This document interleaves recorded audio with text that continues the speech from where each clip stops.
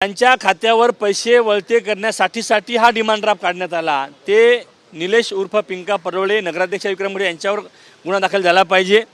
संबंधित हे सगळं कागदपत्र तयार करण्यासाठी ज्यांनी कोणी त्यांना मदत केलेली आहे त्या कार्यालयातील त्या सगळ्यांना गुन्हे दाखल झाले पाहिजेत आणि यांच्या ज्या एजन्सीज आहेत त्या एजन्सीवर मागील काळामध्ये किती बिलं काढली गेली 111 कोटी जर यांना दिले जात असेल तर टक्केवारीप्रमाणे सिक्युरिटी डिपॉझिट हे 2 किंवा 5% असतं।